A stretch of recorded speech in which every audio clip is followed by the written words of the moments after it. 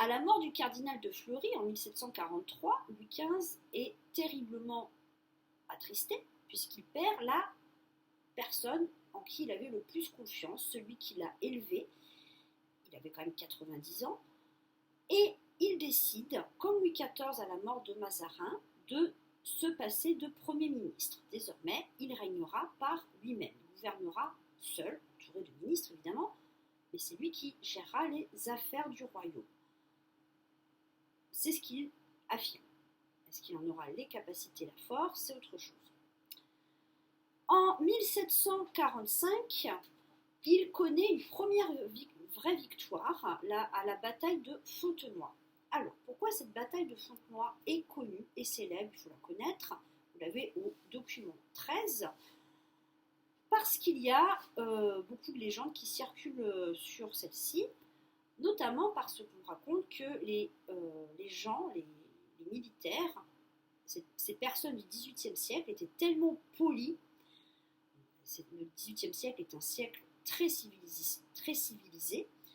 On raconte que les Français auraient dit aux Anglais « Monsieur les Anglais, vous tirez les premiers ». Alors ça, c'est de la légende, je ne sais pas si ça s'est vraiment passé comme ça. Certes, les chefs d'état-major, c'est-à-dire le roi, ses officiers, les princes près de lui, les généraux étaient très polis, et les Anglais en face, pareil, étaient très polis entre eux. Mais sur le champ de bataille, les soldats, eux, il fallait malheureusement s'entretuer. Les politesses, il n'y en a pas trop. Au document 13, donc vous voyez en rouge Louis XV sur son cheval. En face, vous avez un personnage avec un cheval marron en bleu. Il s'agit du maréchal de Saxe, le vainqueur de la bataille de Fontenoy. Le maréchal de Saxe était un prince allemand qui s'était installé en France et qui a été un grand soldat, qui a été le plus grand chef militaire de cette époque. Derrière Louis XV, avec le cordon bleu, vous voyez, toujours ce cordon bleu, nous voyons le dauphin Louis, celui que vous avez également au document, vous voyez au document 15, plus âgé. Là, il a 15 ans lors de la bataille de Fontenoy, et Louis XV estime qu'il est en âge de le suivre à la guerre. Alors, rappelez-vous, il y a eu des guerres où le roi était présent, voire ses fils, comme Jean II à la bataille de Poitiers, conséquences dramatiques, ou François Ier à la bataille de Pavie, également aux conséquences dramatiques. Donc ce n'était peut-être pas forcément une très bonne idée de partir à la guerre, mais Louis XV voulait se montrer un roi aussi vaillant, aussi courageux que Louis XIV. Et il voulait également que son fils étudie la guerre sur le terrain. C'était important. Sauf qu'à la fin de la bataille, donc c'est une grande bataille avec une stratégie particulière qui a été étudiée par les grands soldats, je n'entrerai pas dans les détails. À la fin de la guerre, de la bataille, Louis XV circule auprès des soldats blessés, les morts, etc., que ce soit du côté français ou du côté anglais. Il est avec son fils et il lui dit « Voyez tout ce sang, mon fils, le sang de nos ennemis est toujours le sang des hommes, la vraie gloire est de l'épargner. » Ce qui signifie que faire la guerre ne plaisait pas forcément à Louis XV. Alors, il en avait besoin pour sa popularité, mais au fond de lui, il savait que la guerre, c'était une boucherie générale, on s'entretuait. Donc, c'était franchement à éviter. En 1748, la guerre de succession d'Autriche se termine. Il n'y a pas vraiment de vainqueur. C'est un petit peu un statu quo. On appelle ça un statu quo. Louis XV accepte de voir le mari de Marie-Thérèse devenir empereur. Et il a également, Louis XV, refusé de récupérer la Belgique en récompense. La bataille de Fontenoy s'est passée en Belgique, mais si Louis XV aurait pu récupérer la Belgique, qui appartenait à Marie-Thérèse, en compensation, il accepte que Marie-Thérèse soit bien souveraine de ses États, et il refuse la Belgique. Alors, à côté, les Anglais, eux, ont récupéré des territoires. La Prusse de Frédéric II également, leur royaume est augmenté par des territoires. Marie-Thérèse, elle a réussi à avoir sa couronne d'empereur pour son mari et garder l'Autriche, la Hongrie, etc. Donc, elle s'en sort pas trop mal, finalement, après beaucoup de désastres.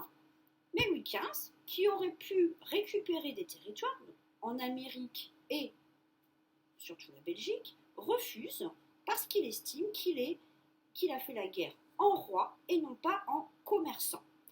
Et ça a été très très mal perçu par les Français. Ils ont vraiment, vraiment été fâchés par ça. Pour eux, la guerre, ça voulait dire conquérir des territoires. Louis XIV avait été là-dessus très, très fort. Et ils l'ont très très mal vécu. Et évidemment, ils en veulent à Louis XV. Ce qui fait que Louis XV est de plus en plus impopulaire. Pour ne rien arranger, un petit peu avant la fin de la guerre, le roi, en 1744, est tombé malade à Metz, mais vraiment très malade, à tel point qu'on a cru qu'il allait mourir. Et son fils, enfin en tout cas l'entourage de son fils qui était près de lui, l'entourage du dauphin a cru que ça y est, il allait bientôt avoir un nouveau roi, le fils de Louis XV. Donc quand Louis XV a guéri, il a été très fâché contre l'entourage de son fils. Il a envoyé plein de personnes qui vivaient auprès du dauphin. Il n'en a pas voulu à son fils. Son fils n'était qu'un adolescent, ce n'était pas vraiment sa faute. C'est les gens qui ont commencé à être ambitieux pour jusqu'à aller provoquer la mort de Louis XV. Mais évidemment, ça crée des tensions entre Louis XV et son fils. Et après cette maladie, tous les Français ont été soulagés et l'ont surnommé le bien-aimé. Mais évidemment, suite à la guerre, à la fin de la guerre, là, il commence à devenir impopulaire. Il est de moins en moins le bien-aimé. Ses enfants ont grandi. Donc le dauphin a quelques problèmes avec son père, notamment parce qu'il critique la politique de tolérance de Louis XV envers les Lumières. Donc le dauphin, lui, vous l'avez au document 15, toujours il est adulte. Qu'est-ce que c'est que ces Lumières? Vous voyez au document 14 deux personnes, Voltaire et Jean-Jacques Rousseau, qui sont les deux grands noms des Lumières françaises. Il y en a d'autres écrivains, d'autres auteurs très très célèbres, mais vraiment ces deux-là sont très importants. Qu'est-ce qu'il faut retenir? Voltaire, lui, a écrit essentiellement des ouvrages sur la liberté de penser, la liberté de croire ou de ne pas croire en Dieu, limiter les pouvoirs du roi, penser par soi-même. Ça, c'est Voltaire. Protéger également les protestants. Il y avait des protestants encore en France, malgré la révocation d'Édimnople, évidemment, ils vivaient cachés, et dès qu'il y avait un problème judiciaire, un vol, un crime, quelque chose comme ça, on accusait toujours les protestants. Donc Voltaire a défendu des protestants. Et vous avez également Jean-Jacques Rousseau qui, lui, écrivait sur la nature, le retour à la nature. Il estimait que l'être humain avait perdu sa vraie personnalité, son vrai caractère depuis qu'il était civilisé. Et pour redevenir des vrais humains, pour que l'humanité aille mieux, il fallait retourner à la nature. Voilà. En gros, c'est ça. Alors, les deux se détestaient, mais ils sont les chefs du mouvement des Lumières. Ils étaient adorés par la population. Vraiment très très aimés par une partie de la population. C'était des stars, hein.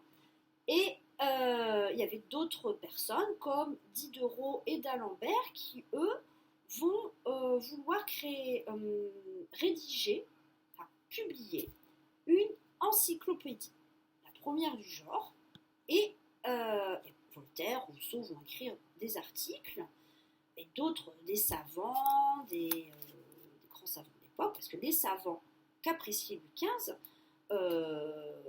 participaient au mouvement des Lumières. Hein. Les Lumières, c'est éclairer l'esprit, penser par soi-même, changer de mentalité, c'est ça les Lumières. Donc il y a cette encyclopédie, et il y a plein d'autres écrivains, auteurs, etc.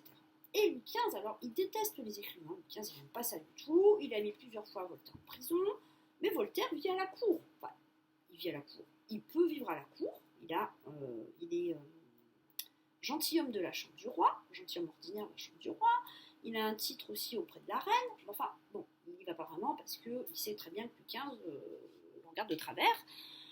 Mais il est reçu par Frédéric II de Prusse également. D'accord ? Quand je vous dis que c'est quelqu'un de très célèbre, star de l'époque, vraiment une star de l'époque. Mais il fait attention. Donc Louis XV n'est pas très fan de Voltaire ou de Rousseau, même pas du tout. Mais il apprécie tout ce qui est invention scientifique. Ça, il aime vraiment. Je rappelle ce que je vous racontais sur Cassini, etc., l'astronomie. Voilà. Donc Louis XV, d'un côté, censure leurs écrits, mais pas suffisamment au goût du dauphin Louis. Le dauphin, lui, il veut un retour au catholicisme pur et dur, aucune tolérance envers les athées, les laïcs, ceux qui pensent comme ils ont envie. Le dauphin n'a aucune tolérance pour ça. Donc il trouve que son père est trop laxiste, trop tolérant envers ses Lumières. Alors que, évidemment, les Lumières, participants des Lumières, trouvent que Louis XV est trop sévère. Alors, il n'y a pas vraiment de juste milieu. La suite